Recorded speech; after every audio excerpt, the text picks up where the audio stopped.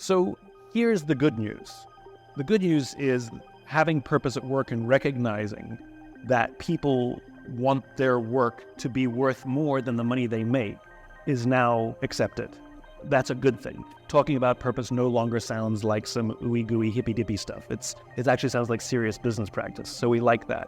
So much so that almost every company seems to have a purpose statement. Just visit their website and click purpose and it'll tell you what it means. So we like that. The problem is, and where you talk about the difficulty, is how many companies are actually making decisions based on that purpose. And that number falls woefully low. And if you don't actually make decisions to advance your purpose, then it's just marketing.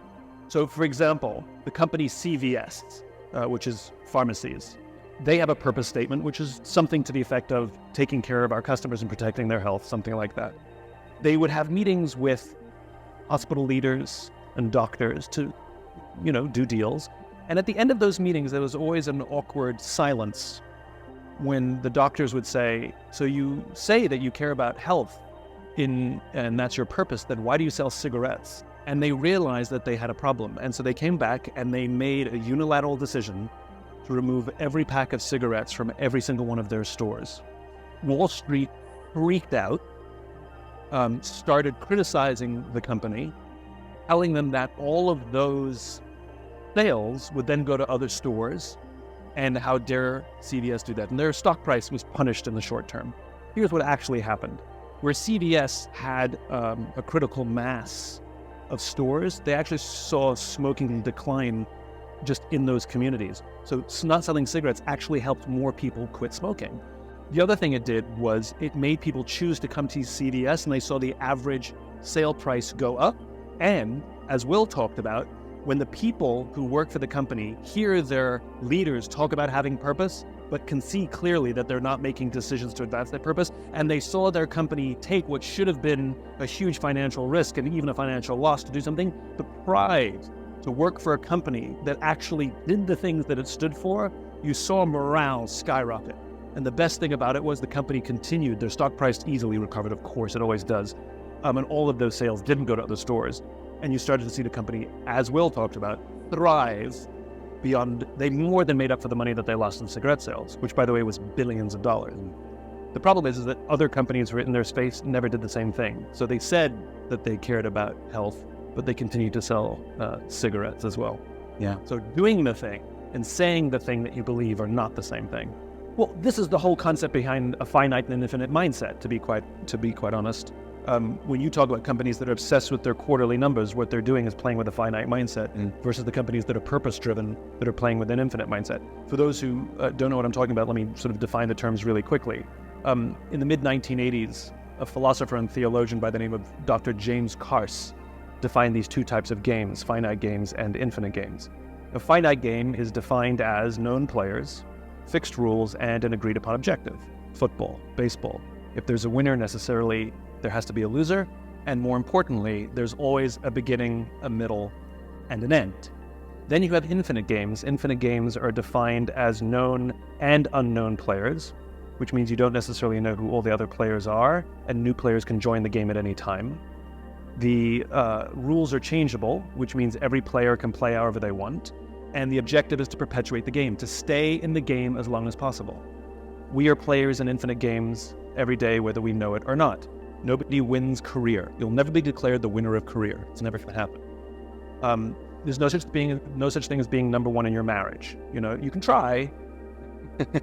It will not work. There's no such thing as winning education, and there's definitely no such thing as being the winner of business.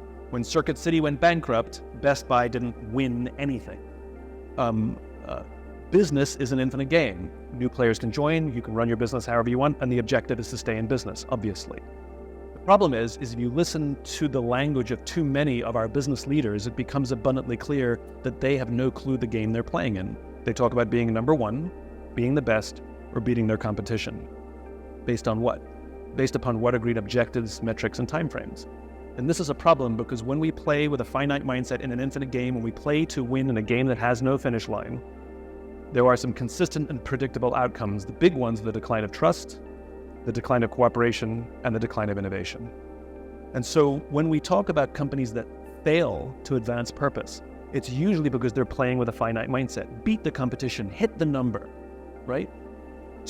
At the expense of the health of the actual company and the health of the culture. Other companies that play with an infinite mindset understand that we want this game to last forever. And sometimes we're ahead and sometimes we're behind, but there's no such thing as winning.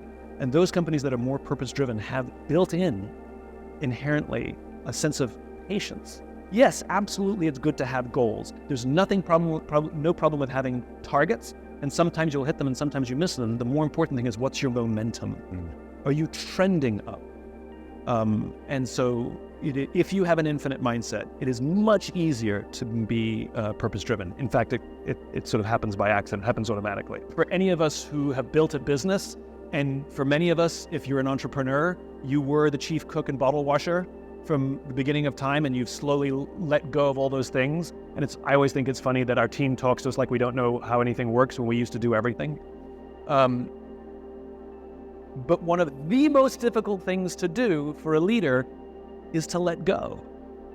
Because at the end of the day, we trust ourselves.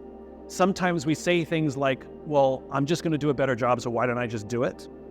But the problem is we're making the whole business reliant on us. And that's a weak business. That's power of personality. That's not a strong business. I'll give you an example. David Marquet, that's the second time we've invoked him, the submarine driver, the submarine captain, talked about how on his submarine, they had one guy who was the best guy at parking the submarine.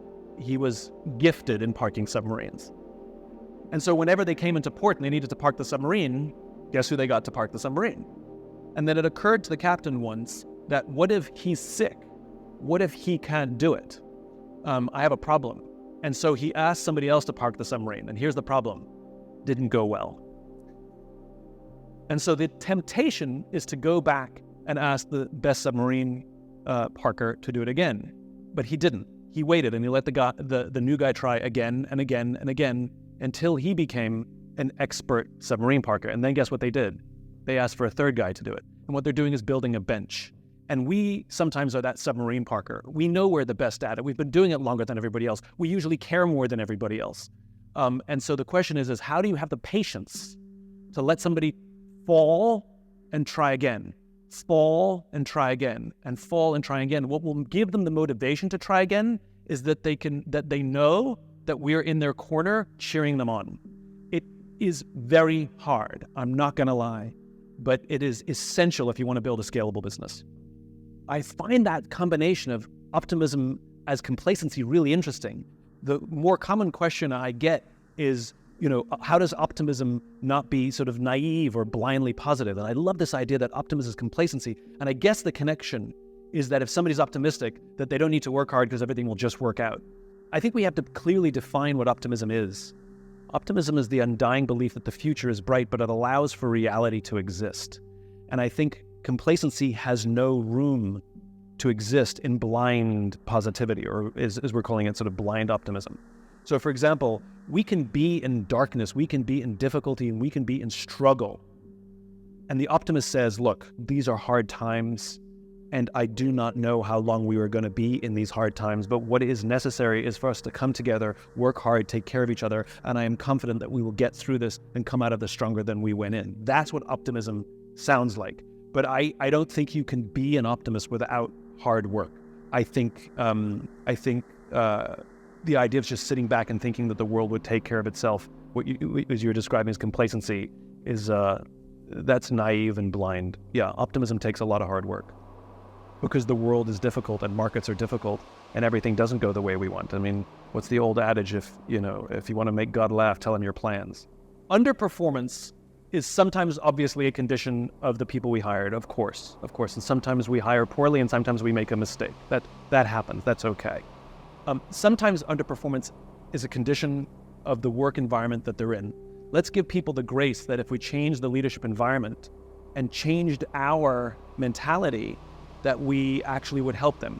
And we're all guilty of this. Anybody who's ever been in a leadership position is guilty of forming a narrative about someone as an underperformer. Oh, they screw up everything. And then what ends up happening is all we do is think about them and treat them as an underperformer. And all we do is notice the things that they get wrong.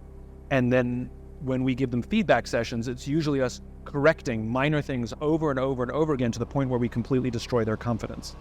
And what I recommend, and by the way, we're all guilty of this.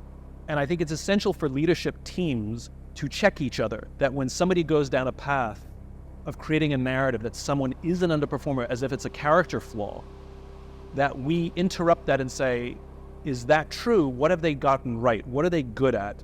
And if you catch people doing things right versus always catching them doing things wrong, that positive reinforcement is so much more powerful than catching them doing things wrong. It's also okay to announce that you expect a lot of your people. It's okay to say, we as an organization can do better than we have been doing. And I think it's incumbent on all of us to help each other and push further and push harder. And we are here to help you and coach you. And for the people who raise their hands and say, I'll take the coaching, or for us to offer the coaching to people where they need help. But the only time for me that somebody should be asked to leave the company is if they prove themselves to be uncoachable, if there's no willingness to learn whatsoever. I'll give you one story that really captures that the environment and our attitude towards our people really matters. I went on a business trip to Las Vegas a bunch of years ago, and they put me up at the Four Seasons in Las Vegas, lovely hotel. And the reason it's a lovely hotel is not because of the fancy beds. Any hotel can buy a fancy bed. It's because of the people who work there. And in the Four Seasons in Las Vegas, they happen to have a coffee bar in the lobby. So one afternoon, I went and bought myself a cup of coffee, and the barista working that day was a kid named Noah. Noah was funny and engaging and charming, and I stood there for far too long buying a cup of coffee just because I enjoyed talking to Noah. And as is my nature, I asked Noah, do you like your job? And without skipping a beat, Noah said, I love my job. Now, in my line of work, that's significant. Like is rational. I like the people I work with. I get paid well. I like my job. Love is emotional. It's a higher order connection, right? Do you love your wife? I like her a lot, right? Not the same. Noah said, I love my job. This kid has a higher order connection to his job. So I wanted to know what was the root of that connection. So I immediately followed up and said, Noah, tell me specifically what's happening at the Four Seasons. What is the Four Seasons what is the Four Seasons doing that you would say to me, you love your job? And without skipping a beat, Noah said that throughout the day, his managers walk past him and ask them if there's something he needs, something that they can do to help him do his job better. Not just his manager, any manager. And then he said, I also work for another hotel group.